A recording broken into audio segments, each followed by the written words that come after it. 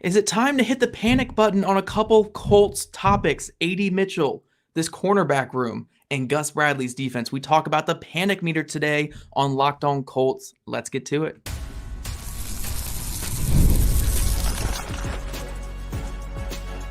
You are Locked On Colts, your daily Indianapolis Colts podcast. Part of the Locked On Podcast Network, your team every day. Thank you all for tuning in and making us your first listen of the day. This is your daily podcast covering your Indianapolis Colts, part of the Locked On Podcast Network, your team every day. Today's episode is brought to you by Game Time. Download the Game Time app, create an account, and use code LOCKEDONNFL for $20 off your first purchase. Hello, everyone. I am Zach Hicks, your favorite film nerd over at horseshoehuddle.com. I'm joined, as always, by Ben Boris at Colts Film Room. We pushed our episode to Tuesday this week because we were too busy crying yesterday on Monday over the at Jacksonville game, because it is always a brutal weekend when the Colts play in Jacksonville. So we needed like an extra day of recovery basically on Monday. So we're back here today. We are talking Indianapolis Colts panic meter. Now, typically on this episode, like the early episode of the week, Ben and I sit down and we talk about the Colts quarterback play. And we were really set on doing that in this episode. But look, I love Joe Flacco. He had a good game. Like, he's not the future of the Colts. He's barely the present of the. He's the present while Richardson's injured right now. So here's the full breakdown of Joe Flacco's performance. Really good job. Like, awesome job, Joe, coming in there looking like 39-year-old, 40-year-old quarterback, ripping the ball down playing the field. Great ball. I love watching him play. Yeah, playing some great ball. It was fun to see the Colts be competitive in a game where they only fielded an offense. They didn't even field a defense in this game, and they were still kind of competitive late in this one. So yeah, Joe, great job out there. He's not going to be the topic of today's show, though, because a whole show on Joe Flacco when, he might be retired in a year from now, it just feels irrelevant. But getting away from my monologue here, we're going on the panic meter button on a couple of hot button issues for the Colts. We're talking wide receiver Adonai Mitchell. We're talking the Colts cornerback room, specifically Chris Ballard's plan in the offseason for corner and how a little over a month into the season, it's already broken. And then also, speaking of broken, we're talking about this defense in general and how 5 weeks into the season, man, like, is it broken beyond repair? Like, this doesn't feel like just a defensive coordinator thing or just a players thing. This feels like a process, like a whole process that is just bad right now. So we're going to talk about all of that. But first, we're going to start with the offense. We're going to talk Adonai Mitchell because, man, the tweets were going off about Adonai Mitchell on Sunday. And I don't think it was necessarily a terrible game from Adonai Mitchell. I think it was one of his better games, actually. I think he had 4 catches in this one. They were trying to get him the ball, for sure. Yeah. I mean, he had, 19 snaps and had, 8 targets in this game, or 7 targets, because this kid's always open. He's always open, so he gets a lot of targets. Now, with him getting a lot of targets and always being open and stuff like that, him only having 6 catches on 20 targets this season for 70 yards is not super promising. It's a little weird. It's a little bit weird. And a lot of disdain in this fan base right now is targeting or just kind of looking at Adonai Mitchell for these miscues and seeing a guy who is not going after the ball in the air, who is being a little bit timid out there, who is just not winning 50-50 balls or just not really competing on 50-50 balls. And as a result, especially when you see a guy like Alec Pierce who is playing the way he's playing, it's made a lot of people turn on Adonai Mitchell, having the uncomfortable conversation about Adonai Mitchell, so to speak. I've seen that from a couple people. So, Ben, you were a big Adonai Mitchell supporter in this past draft. I know you're a huge fan of him in general. What are your thoughts on the Adonai Mitchell discourse right now among this fan base and even writers and stuff? And is he a bust? Is he broken beyond repair? Is there high panic level for Adonai Mitchell right now, 5 games into his NFL career? Well, that was a beautiful monologue that broke down the Colts. Yes, so it's an issue. I'm not blind. I see the same things that you're seeing. I also want to just invite context into some of this because you're right. No doubt, Reggie Wayne and Shane Steichen are giving this constructive criticism and feedback to Anthony Richardson. All true. I don't think that we need to make these sweeping takes over Adonai Mitchell right now because he's doing the hard part of being a wide receiver, which is getting open. That's not a problem for him. The Colts struggled with separation last year. He's came in and maybe not the stats certainly don't back it up, but when you go watch the film and you see AD Mitchell run routes, he is a high level route runner in the National Football League and probably one of the better on the team. It just comes down to that second part of it, which is true. And I'm not saying that he doesn't avoid the contact. I think you can make those arguments. I think you could also make the argument, just adding context into all of this, that on those targets, very few of them were actually accurate balls. The one to Joe Flacco, yes. Should he have gone after that ball? Absolutely. Would Michael Pittman have gone after that ball? Absolutely. Is that a good ball from Joe Flacco? No. I think you can make the same argument in the quarterback room. They're like, that's a short in route where Kylan Granson has kind of the inside dig or larger in route to try and clear out that curl defender. He doesn't carry and he just sits right there. If that ball's a couple inches inside, like, that's a huge hit that AD Mitchell's taking. So, like, it's a little rich for me to sometimes sit here and say that, like, we're saying Anthony Richardson should protect himself, but AD Mitchell can't. So, like, I understand they're two different positions. I also would say that, like, of things about AD Mitchell and the narratives maybe around him, I think the bigger story is the fact that he's gotten very little help with quarterback accuracy. You go look at the Houston game was really where the beginning of all of these narratives, where he continues to win on double moves and different series of routes that Jim Bob Cooter basically said when they drafted him, that's why they drafted him, because they know that they can use him on these series of routes, and he's executing that part. It comes down to at the catch point, which has been a problem. I don't think that, like, that's where we need to make these sweeping takes or capitalize on a really rough game for the entire team and then make this an AD Mitchell thing. So that's why I'm saying it's a little bit overblown. I wasn't meant to go at an individual person or just trying to really just give my thoughts in terms of, hey, I agree that these are issues. They have manifested. I also would say that it's not worth making any sort of sweeping take because they're going to look silly, potentially. Yeah, my overall thing on AD Mitchell, and I think I'm a little, like, slightly more pessimistic than you when it comes to Mitchell, and that's because I come from someone who... Well, you were pessimistic at the draft point. I remember this is my first episode. Yeah. Right. I had some issues with AD Mitchell, mainly on his film in college, where it was like, this is a kid who can do everything. He can get open. He does all, but, like, the pacing on some of his routes, the effort on some of his routes, the overall, like, lack of run after catch, lack of, like, I had issues on his film. So I do have some pessimism in my bones when it comes to AD Mitchell that I try to push out every now and then. But the overall point that I come to with AD Mitchell is, one, this kid just turned 22 today. Like, he just turned 22.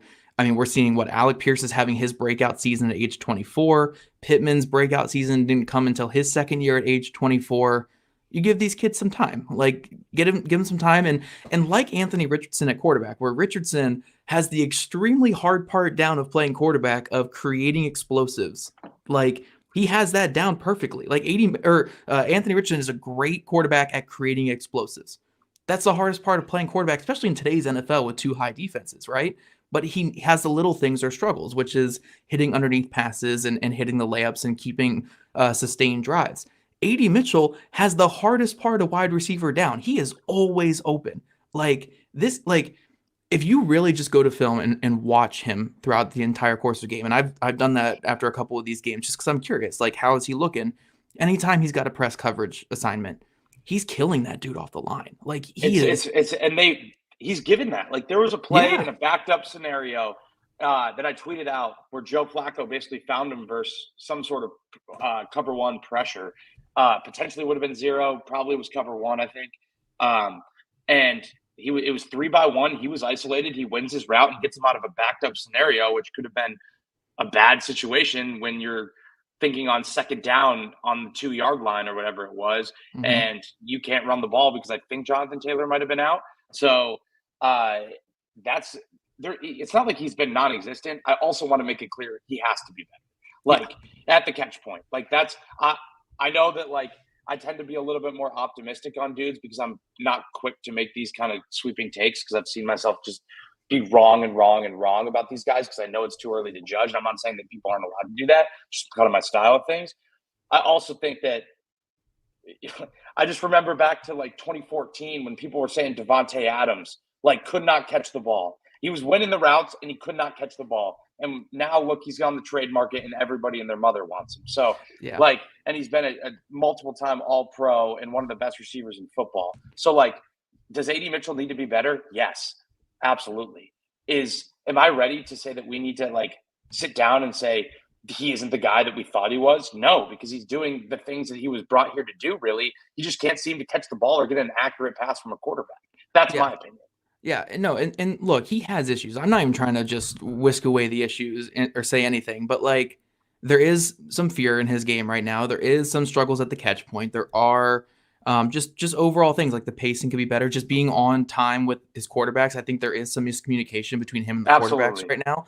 And yeah, there's some issues with that right now. And I'm not gonna just whisk that away, but like you mentioned, I think Davante Adams is a great call. I mean, my buddy and I in high school, when Adams was a rookie and even his second year, we made a joke oh my God, this is the worst receiver in football. Because he really was brutal. He was terrible those first 2 years. He had 800 total yards, but he was getting so many targets. So when you're a kid who doesn't really understand a ton of football, it's this guy stinks. He cannot catch the football. And then once watching him. Yeah. Go ahead. No, once he figured it out, he becomes this superstar. I'm not saying A.D. Mitchell is like Davante Adams either in that way, where all receivers are different, obviously. But I'm just using that as an example to say that he is not the first receiver in history to struggle at the catch point, but win off the line of scrimmage, beat press coverage, understand how to get open. He knows how to do that. He's been a great route runner since he basically got to Georgia. He continued to even get better at Texas. And he walked in week 1 and was burning Derek Stingley and some of these other guys on double moves. He knows how to get open. Yeah. That's something that the Colts don't necessarily – they have guys that can make plays, obviously, deep down the field with Alec Pierce and then maybe in the intermediate contested catches with Michael Pittman. But they've never had on the outside that guy that can just torch press coverage when that time comes. Yeah. So at the end of the day, my panic meter with A.D. Mitchell, maybe for the rest of this season, is high because it's we'll see if he puts it together this year. Rookie seasons for receivers are, can be hit or miss. But long term, man, I'm really not too concerned. And maybe that's because I'm someone who stuck with Alec Pierce throughout all of his struggles his first 2 years and was saying look, this kid, it can be pretty good. And now we're seeing it finally come to fruition this year. I really do think A.D. Mitchell is maybe not like Pierce. It's a very different situation, but I think this is a kid who can put it together. I believe in it.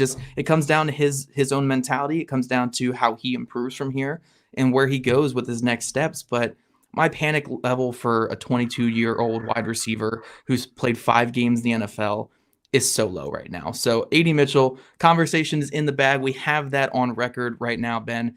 Now it's time to cry about the defense because we're not going to be as optimistic the rest of this show. But first, NFL fans, you can start the season with a big return on FanDuel, America's #1 sportsbook. So when you get a hunch in the middle of the game, you can check out the latest stats, view live play-by-play, and so much more on the same page where you place your bet. You'll get started with $200 in bonus bets guaranteed when you place your first $5 bet. That's FanDuel.com. And also, guys, history, economics, the great works of literature, the meaning of the U.S. Constitution. Did you ever study these things in school? Probably not. I mean, hopefully you did, but probably not. Probably not. Or even if you did, maybe it's time for a refresher. Time and technology have changed a lot of things, but they have not changed basic fundamental truths about the world that our place in it. Our sponsor, Hillsdale College, is offering more than 40 free, that's right, free online courses, including Constitution 101, Introduction to Free Market Economics, The Great American Story, A Land of Hope, The Rise and Fall of the Roman Republic, and a brand new documentary-style course on Marxism, socialism, communism, whatever you want to learn over there at Hillsdale College. Really cool stuff. I mean, look, I'm a Roman Republic nerd, so I'll probably go dive into some of the Roman Republic stuff. I go crazy over that kind of stuff, guys. Like I'm sure a lot of people, what was it? The guy's Roman Empire? That's my Roman Empire, is the Roman Empire right there. All of Hillsdale courses are self-paced so that you can start whenever and tune in whenever. Plus, you can go deeper with readings, quizzes, discussions, or just enjoy the lectures. Go right to hillsdale.edu/lockedon to enroll. There's no cost and it's easy to get started. That's hillsdale.edu/lockedon to register. hillsdale.edu/lockedon. on.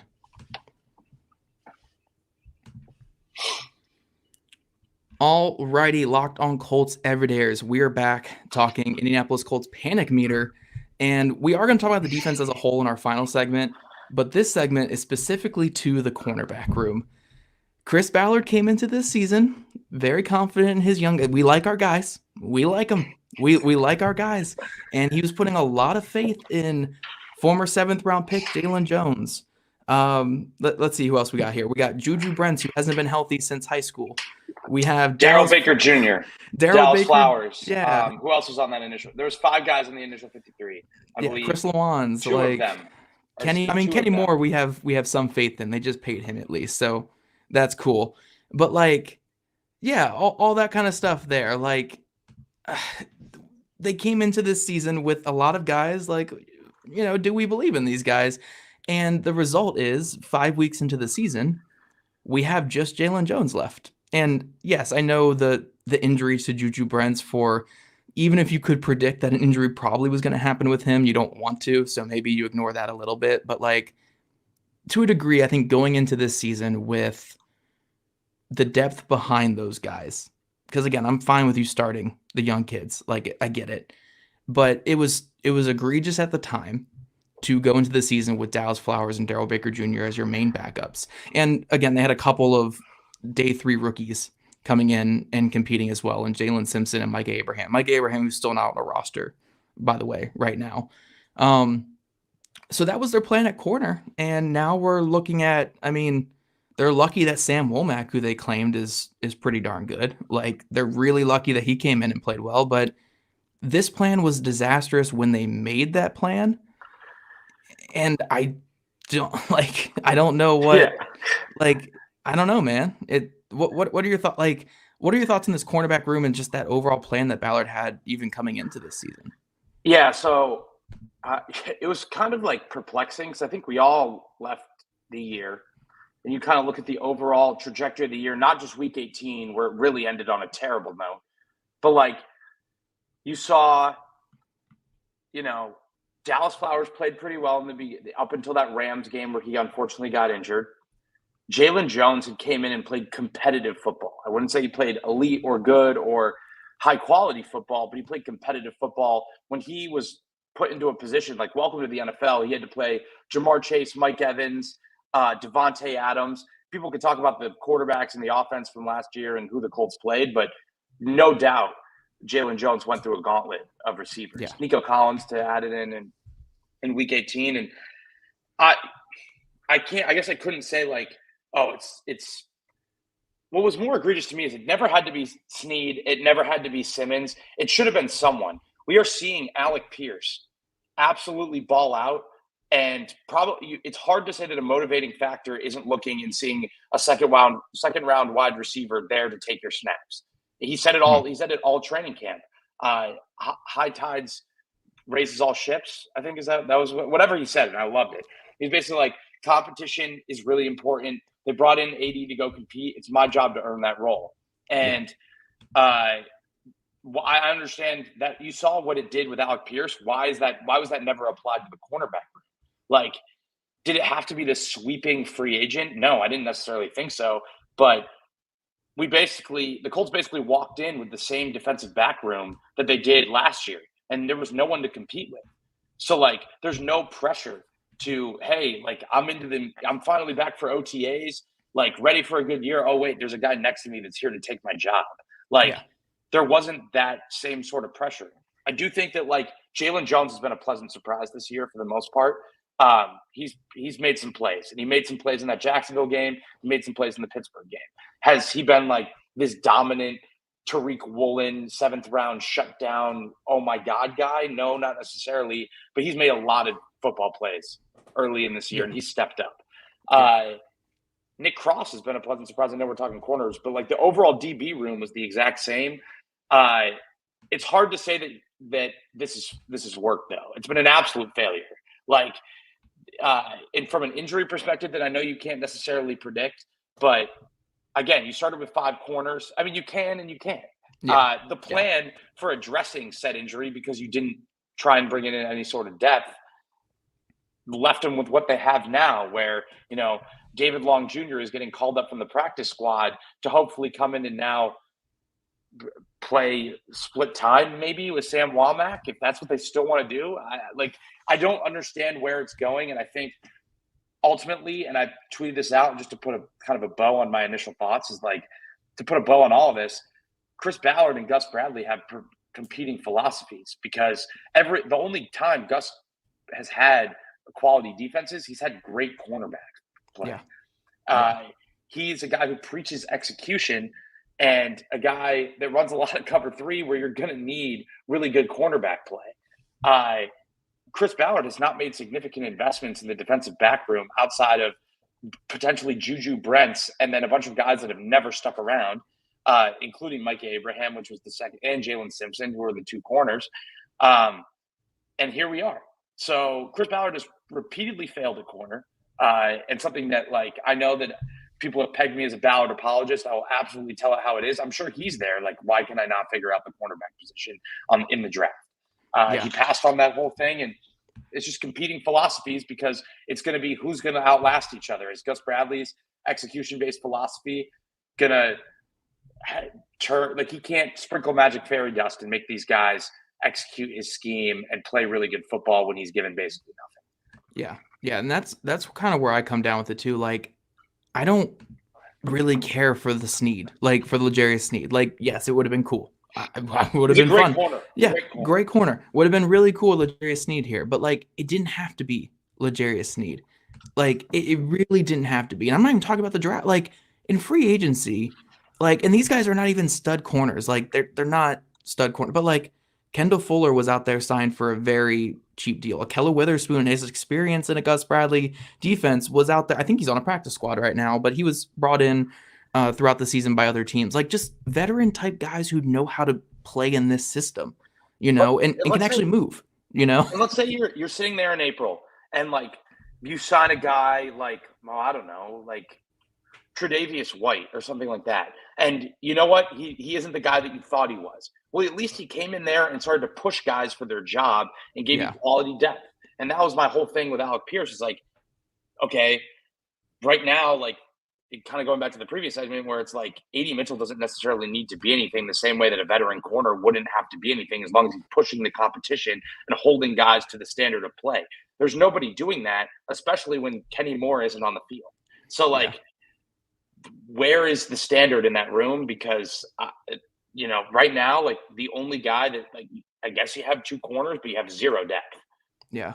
And the overall thing I want to really come back to with this cornerback room is, like, they're now in a mad dash or like a mad scramble the rest of the season, where when it comes to outside corners, like, they have 2 guys that are probably going to stick on the roster all year, which is Jalen Jones and Sam Womack.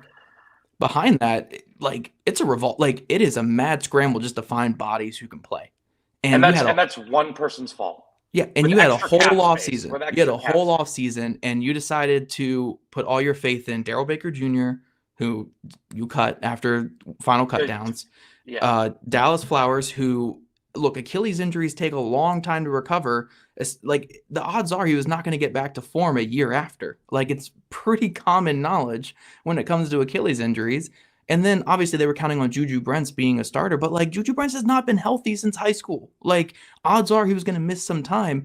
And you were going to have to turn to Darrell Baker Jr. or turn to Dallas Flowers. So, like, there is one person to blame for this. Now they're in a mad scramble to find just able bodies to throw out there at corner the rest of the season. And look, I'm glad Womack is getting a chance and playing some good football right now.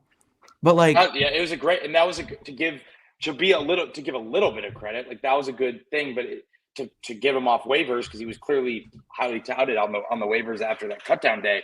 But that's still way too late. You got him at waiver 15 too? Like, that was your plan? Your big plan was to grab the corner at waiver pick 15, and there we go. Now we're good. So we do have to get to our final segment here and talk about the defense in general. So I don't want to spend too much time on this, but yeah, man, corner, it's an ugly place, and it's going to be an ugly place the rest of the season. And like you said, Ben, it's one man's fault, and we can't dance around that too much. But coming up, we're going to talk about this defense kind of quickly and just, is it broken? Because it might be, man. It really might be. But first, guys, if you are like me and you love getting to some concerts, look, I love myself some punk rock concerts. I'm here wearing my Descendant sweatshirt that you guys know I wear pretty much every show and every day because it's my favorite sweatshirt. It is so worn down. And look, anytime that Milo and the guys are anywhere near me, I want to try to get the tickets that I can to get to their concert. So that can be couple states away even. I'm going to be looking on Game Time to make sure I can get in that door and watch my boys perform those punk rock shows. Game Time is a great place, though. It has so many cool features like all-in pricing. You can toggle this feature that shows you the total upfront with no surprise fees at checkout. You can get seat views, which is a panoramic view from your seat in the app before you buy. You get the lowest price guarantee, or Game Time will credit you 110% of the difference, and you get the Game Time ticket coverage. Your purchase is covered with the most flexible customer service policy in the ticketing industry. So take the guesswork out of buying tickets with Game Time. Download the Game Time app, create an account, and use code LOCKEDONNFL for $20 off your first purchase. Terms apply. Again, create an account and redeem code LOCKEDONNFL for $20 off. Download Game Time today. What time is it? Game time.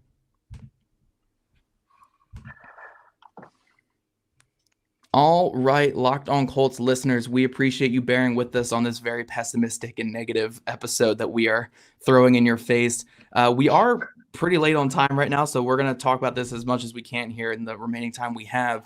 But this Colts defense in general, like we just talked about the cornerback room, and that is part of it. This Colts defense in general, though, is in a really bad place. And I know a lot of people want to point fingers at Gus Bradley.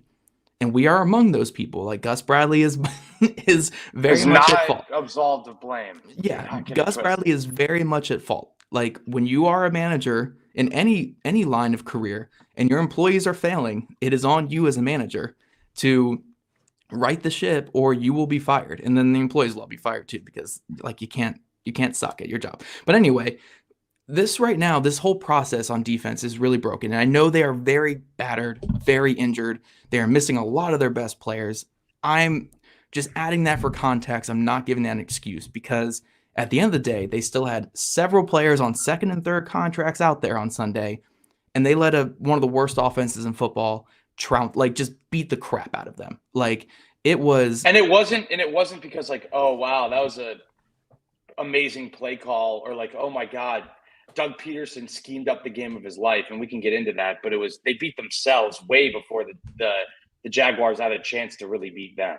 Yeah, and one thing I want to throw at you, Ben, because we were talking about this before we recorded, is like, yes, Gus Bradley, a lot of this falls on him. It does. And look, at the end of the year, it will fall on him, because he will be the guy who's fired at the end of the season. Almost certainly. Like I put like a 99% chance of him not coming back after this season.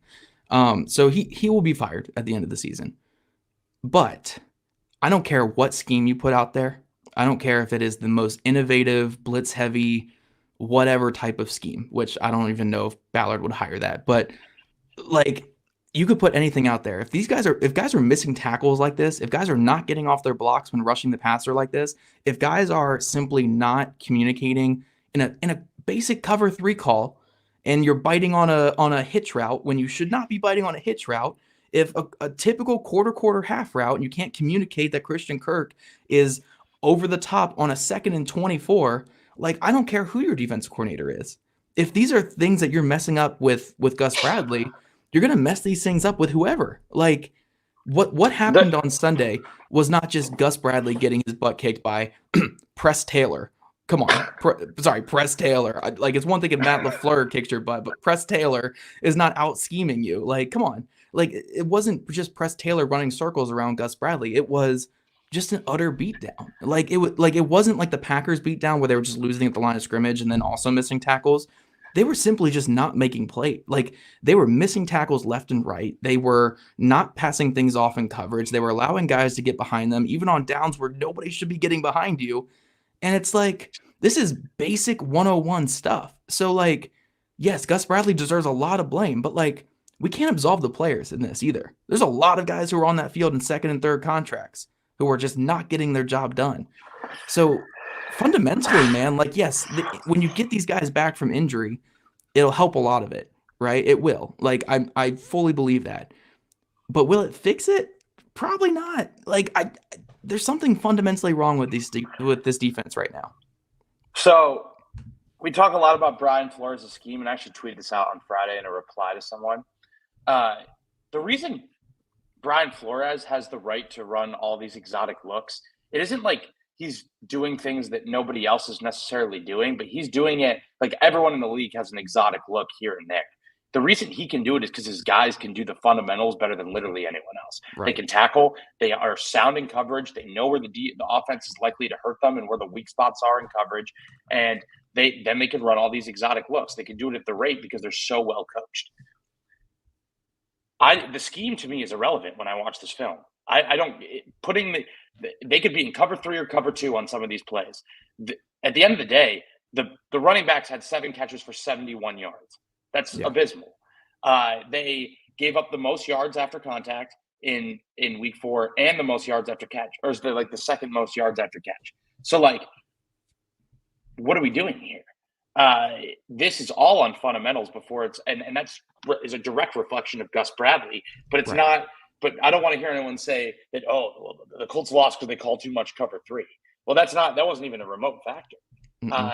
They need better linebacker play consistently. They've had it in some games, and then there's other games like, for me, this is probably the equivalent to the Green Bay game. I mean, it was bad for me, J. Speed and Zaire Franklin. There is no doubt about it. I'm sure they're not happy with themselves. I certainly was not having fun watching the film because I know that those guys can play better than that, and they're out here with so many missed assignments, blown tackles. Honestly, just looking defeated on some plays, to be honest with you. And there's going to have to be serious changes. I mean, we already saw it with Dallas Flowers getting waived after the blown touchdown.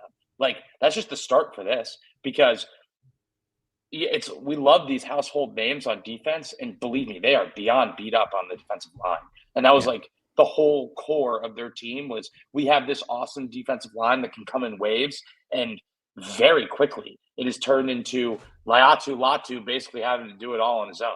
Like, and Dio Odangbo having some good performances here and there, and then also some abysmal reps. So this is where they wanted to win up front, and when they can't do that, this is what we're looking at, where the whole team just looks completely defeated. They need to get healthy first and foremost. That's step one. Getting DeForest Buckner and Kenny Moore back on the football field, I think, will at least make them not the 32nd ranked defense. They cannot have the linebacker play that they have. They cannot have the screen defense, which continues to be an issue. The Tank Bigsby screen was terrible. There was a 3rd and 9 where Brian Thomas catches the screen immediately blocked up. They should have the numbers for it, and he takes it to the 1-yard line, and they sneak it to get the first down. So it's just, in my eyes, that's a converted 3rd and 9 he just lost. The 2nd and 24 play wasn't good enough. Like, it's basic fundamentals that's a direct reflection on your coach who preaches execution. And when that's not getting done, this is where like, it's unfortunate, but jobs could potentially be lost from players and coaches if it continues this way. I don't want to see that. I think there's a lot of people that are frankly more talented than how they're playing right now. But if the Green Bay game wasn't a wake-up call, and this doesn't prove to be a wake-up call, I'm not sure how many people will survive this roster next year, because then we start talking regression for a lot of these guys. So it'll be very interesting to see how it all plays out. At the end of the day, the Colts aren't winning anything with the 32nd ranked defense. No NFL team is, and they have to play better than that, especially with guys that earned, deserve, and now have to live up to the contracts they just signed. Yep. And some final points I'll add here before we get out of here is, again, Chris Ballard really doubled down since 2022, doubled down on a defense that ranked in the bottom 5 in a lot of categories, and brought back majority of those starters from 2022 over the last couple of seasons with Gus Bradley. And this defense has been really bad. Like, under Gus Bradley, this defense has been really bad. Outside of the first half of 2022, this defense has been really bad. And regardless of what we want to say about individual players, Zaire Franklin, EJ Speed, DeForest Buckner, like all this defense has not been good enough for the last 3 years now. And this is maybe the precipice of it because of all the injuries and so many, like, just bad performances. But the reality of the situation is we're 5 games into the season of 2024. We've had 2 performances that are like fireable performances against Green Bay and against Jacksonville now. And the other 3 haven't particularly been good. Like, the other 3, they got killed by Joe Mixon in week 1. And then you got Caleb Williams and Justin Fields combining for almost 800 yards passing in 2 games, like over 800 yards total offense in those 2 games. So it has not been good enough. whatsoever on the defensive side of the football this year. And they need to get healthy. That's got to be step one, first of all. And they can't get pressure on the quarterback, period, right now. Like, period. Yeah. And that's a huge problem. And that'll make everything else, but we just hope it can't end at 32 because, again, everyone's better than how they're playing right now. Everyone is better. And one thing I want to add real quick before we get out of here, though, is I know some people are saying get rid of Gus Bradley. And look, yes, you will fire Gus Bradley at the end of the season. Heck, you could fire him right now. I don't care. Like, whatever. Like, I get it. I'm with you. Like, if it finishes this way, cool, fire him. Whatever. But here's my thing, right? And I know some people push on Gus Bradley, like he's a very soft-spoken guy, pushes fundamental, but like maybe they need someone like a raw guy coming in here and pushing them and doing all this. But here's my thing, right? These guys are mid-20s, late 20s, early 30s for some of these players. They've been playing football since they were 10, and the things that they're messing up right now and struggling with are the fundamentals. So at the end of the day, for me, like getting in some rah guy to yell at them, is that all of a sudden going to make them remember? Like, does a 30-year-old man need someone to yell at them and all of a sudden they figure this stuff out? Like, no. I don't think it's ever been about a culture thing. I don't think it's ever been a culture thing. But here's the thing. Like, if these guys can't get it done, then you got to go somewhere else. Like, this standard right now on defense is unacceptable for 3 years now. And frankly, Shane Steichen continues to back his guy, and that's fine. You do whatever, you're friends, however you want to handle it. I've seen it happen before where the defensive coordinator is your friend and you hold on to a guy for a long period of time, and fans are you're wondering why that's the answer. At the end of the day, I don't necessarily see Gus Bradley going until it forces a hand for Shane Steichen, where it's basically becoming you have to fire him because you need results. And we'll see where that line in the sand is drawn. I think we're already getting there. I don't necessarily think an in-season firing is really going to help anything at a 2-3 football team. I just don't think that Richard Smith doesn't fix it. Richard Smith won't fix it. Like, Richard Smith will just do the same thing, So yes, it just gives the vibes that you're tearing down a team. It won't happen this season. After the season, Gus Bradley will probably be fired because, again, the standard is just not acceptable. But again, the one thing I want to push, again, we're running really high on time right now, but one thing I want to push, again, is like, it's not just firing the defense corner doesn't fix everything. Like, these guys need to perform, and these guys are getting paid. Actually, makes it worse. It makes it worse. It makes it worse. It does. It does. So that's our long-winded episode, our long-winded rants here on the panic meter. Panic meter for Adonai Mitchell. Not super high, but it's still kind of there. Cornerbacks, very, very high. Defense, very, very high. Like, there's a lot of look, when you give up 37 to one of the worst offenses in football, you're going to be panicking. So we want to thank you guys for making Locked On Colts your first listen today. Now for your second listen, go find Locked On NFL with 2 shows every day. First, the madman Tyler Rowland kicks off your morning with a double shot of NFL espresso, and then stop by the barbershop with Tony Wiggins for some real NFL talk. Find Locked On NFL on YouTube, wherever you listen to your podcast. And if you guys don't already, make sure you're following at Locked On Colts, at Jake Arthur NFL, and at Zach Hicks 2, and at Colts Film Room, all on Twitter. We're also on TikTok and Instagram, which is a fun thing there. Check that out. Also, subscribe to us on YouTube and wherever you listen to your podcast. We love your guys' ratings as well, and we'll see you guys back here tomorrow afternoon.